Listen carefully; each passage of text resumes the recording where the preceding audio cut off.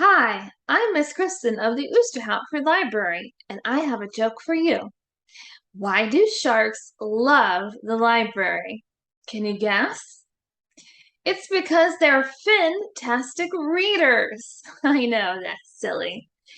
It's Shark Week, so today I'm going to share with you a book about a scientist named Eugenie Clark. She studied and loved sharks so much that she was known as the Shark Lady. And that's the name of the book I'm going to share. Shark Lady, the true story of how Eugenie Clark became the ocean's most fearless scientist. Now, Eugenie was born 100 years ago, and at that time, people thought that sharks were scary and not that smart.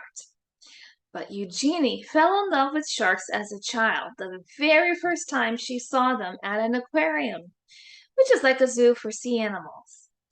She wanted to learn everything she could about sharks. Now, so where do you think that she went to learn about sharks? Can you guess? Well, we'll find out.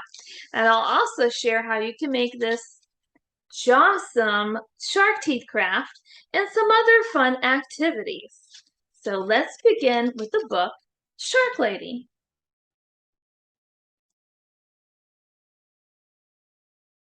Shark Lady, the true story of how Eugenie Clark became the ocean's most fearless scientist. Written by Jess Keating and illustrated by Marta Alvarez Miguens. Published by Sourcebooks Jabberwocky.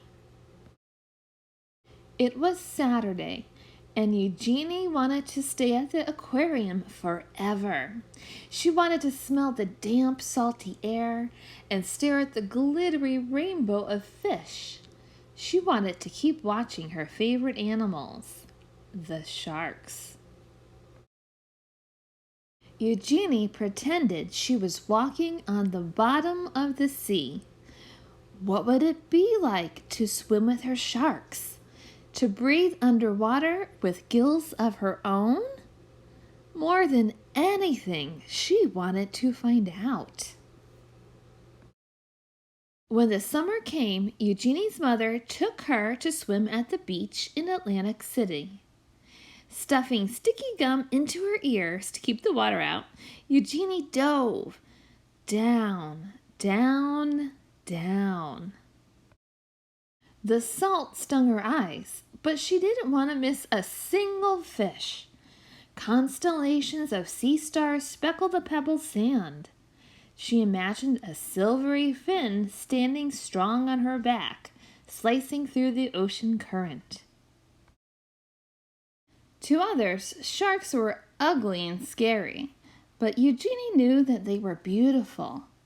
As she glided through the cool water, she wished everyone could see sharks through her eyes. But the sharks were only in her mind for now. Eugenie decided to learn everything she could about them. So she dove, this time into books. Whale sharks, nurse sharks, tiger sharks, lemon sharks. Eugenie wanted to know about them all. She also joined the Queens County Aquarium Society as its youngest member. Eugenie's notebooks were filled with sharks. They swam in her daydreams and on the margins of her pages. At home, Eugenie's mother surprised her with an aquarium of her own. A 15-gallon tank was much too small for sharks, but Eugenie saved her allowance to buy guppies, clownfish, and coral red snails. It felt as big as an ocean in her room. Their small apartment became an aquarium, a laboratory, and a sanctuary. As she grew older, many were still telling Eugenie what to do. Forget those sharks. Be a secretary. Be a housewife. Eugenie wanted to study zoology, but some of her professors thought women weren't smart enough to be scientists or brave enough to explore the oceans. And they said sharks were mindless monsters. Eugenie knew better. Her dream was as big as a whale shark, So again, Eugenie dove. She plunged into every course she could. Her laboratory became her home. From sunrise to sunset, she studied how fish grow, how they behave, and how they were put together, both inside and out. Despite all of the people who didn't believe in her, Eugenie was becoming one of the smartest students in her field. Even after she earned her degree, many still doubted her. But Eugenie's work was just beginning. Eager to make discoveries of her own, Eugenie finally dove into the open ocean. In the Red Sea, Eugenie collected hundreds of fish, including 3 new species that had not been discovered before. On a research mission exploring the Palau Islands, Eugenie was diving alone when she encountered her first ever wild shark. She wasn't afraid. Instead, she thought it was beautiful. In Isla Mujeres, she dispelled the myth that sharks must keep moving to stay alive when she swam through dark caves, still and silent, full of resting sharks. Eugenie's daring heart grew bolder with each dive. Soon they began to call her Shark Lady. Eugenie had proven that she was smart enough to be a scientist and brave enough to explore the oceans. As her courage grew, she began to love and understand her beloved sharks more and more. But she never forgot many still believed that sharks were mindless killers. Because of their scary reputation, humans were hunting sharks all over the world. Eugenie knew that sharks weren't stupid or mean. She was determined to prove everyone wrong. Eugenie fished through her mind and devised a brilliant experiment. Could she train a shark the way a person trains a dog? Were sharks much smarter than anyone knew? They were! Eugenie was the first scientist in the world to train sharks and even learned they could remember their training for at least 2 months after. Sharks were not mindless killers. Sharks were beautiful. Sharks were smart. They deserved to be studied, protected, and loved. And Eugenie's dream was now a dream come true.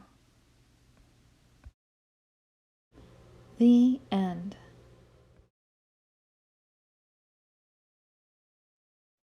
Eugenie Clark fell in love with sharks after seeing them at an aquarium. She wanted to learn more about them, so where do you think that she went? Did you guess? It was the library, of course. If you think sharks are cool, then here are just a few more books about sharks that are available at the library. I hope you'll check them out. Now, Eugenie Clark spent her life studying the sharks that she loved. She wrote books about sharks and even invented the first shark repellent spray. But most importantly, she shared her knowledge of sharks and other fish. She was the director of the Mote Marine Laboratory in Florida, a place where young scientists like yourself can explore sharks and other sea creatures. To learn more about her, I'll include a link in the description box below. I hope you'll check the book out for some more cool facts. Now, Eugenie thought that everything about sharks were pretty cool. I look at her with these shark's teeth. Yep, that's a shark's jaw. And I'm going to show you how you can make your own jawsome set of teeth right here, just like the jaw of a shark. All you're going to need are a paper plate, a pencil or markers, and some scissors. Now, if you use a heavy-duty plate, you might need an adult helper to help you cut through it.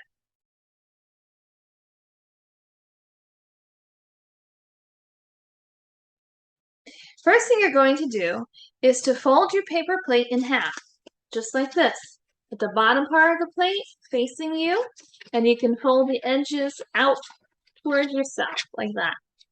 Then you're going to draw an outline of the shark jaw with a pencil or markers. And it's not too hard to do this.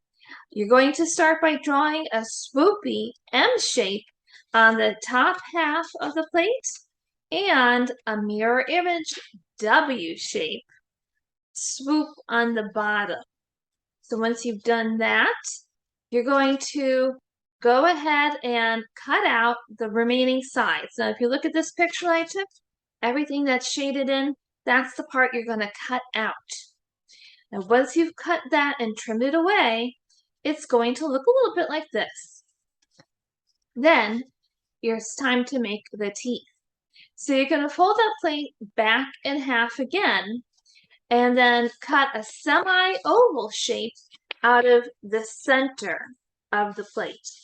This is going to help you draw in your teeth shape.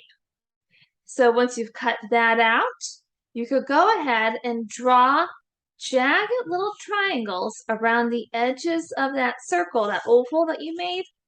Those are going to be your teeth. Now remember to do it for both the top half and the bottom half.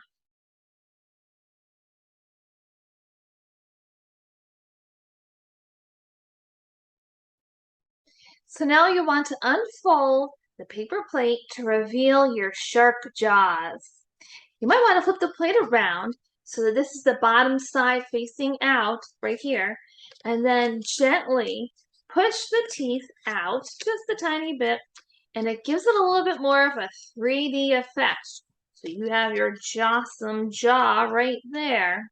I'll include all the step-by-step directions to this craft, and I'll also include some cool activities from the Shark Lady activity kit that you can do at home. I'll include a link in the description box below with some of the activities that include print and play games, some fun recipes like under the sea graham crackers, and more.